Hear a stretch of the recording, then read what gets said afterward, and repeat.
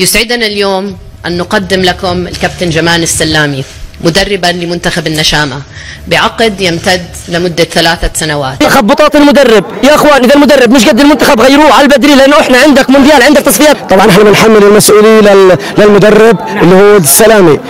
المدرب لا يبقى شيء، والله ما راح نتأهل كاس العالم والله. المدرب السلامي قاعد يتعرف على اللعيبه، مجرد ما يكمل تعارف على اللعيبه تكون تصفيات راحت انتهى. يعطيك العافيه.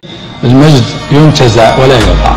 احنا جاهزين لمباراه الغد ان شاء الله، وعندنا القدره وعندنا الايمان، وان شاء الله بكره نحكي بعد المباراه ان شاء الله. يعني والله بقى بنزقف له كمان كابتن سلامي بيستاهل بصراحه، يعني هادئ وايضا واثق. صور الشاشه، هذا المشهد لا يتكرر لا يتكرر. صور الشاشه. لا نحن من كبار اسيا، وعلى راي السلامي التاهل ينتزع ولا ينتزع. نعم احنا الان هون بذراعنا، مش بالصدفه ولا بالحظ، زي ما قال السلامي المجد ينتزع، نزع المجد. بارك الله. المجد ينتزع ولا يعطى. المجد ينتزع ولا يعطى. كان لهذا التصريح صدى كبير جدا في الأردن قبل المباراة وبعدها.